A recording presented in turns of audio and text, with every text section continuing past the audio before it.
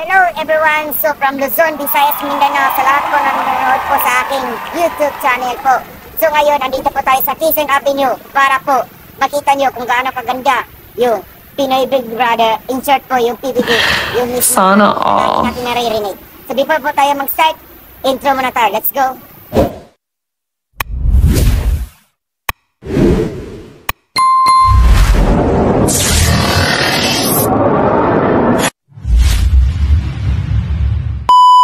Hello everyone, siguro excited ka na makita yung PBB kasi palagi ko lang yun dati na pinapanood sa TV. Pero ngayon, andito po ako mismo sa Pinoy Big Brother na makikita ko dito po sa Quezon Avenue City po. So hindi natin papatagalin pa.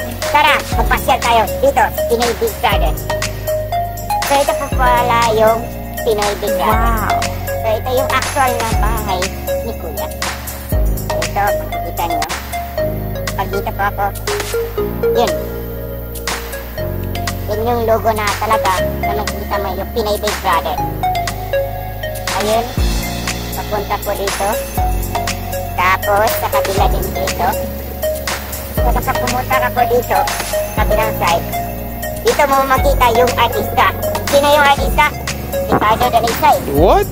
Yan yung palagi natin pinapanood, yung hindi na mamatay ng hero, diba? So andito po pala yung PBB. So pansin niyo po, sobrang liit lang siya. Sobrang, yun, na para lang ordinaryo na bahay. Pero kapag pumasok ka po doon sa loob, yun, magugulat ka kasi napakalawak doon, sabi pa ni Kuya. Kasi bawat po kasi yan pumasok. So, kaya, andito na lang ako sa labas para kahit pa paano makita nyo naman itong Pinoy Big Brother. So, tawagan natin siya, Kuya. Huwag mong subukan. Masisira ang buhay mo. Diba? Hindi sumasagot. Bahala ka sa buhay mo. So, Ginusto mo yan. yung kaharap po pala ng Pinoy Big Brother, ito yung mismo na pinakamalaking building ng ABS-CBN. So magkatapat lang po yung Pinoy Big Brother at saka yung ABS-CBN building po. Kapansin niyo po, parang hindi masyado nakita, pero hanapin natin ang paraan para makita niyo talaga. Diba? So dito tayo banda para makita niyo yung ABS-CBN.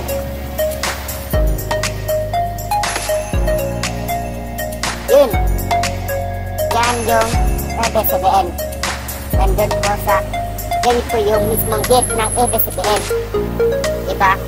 Napakaganda po nito.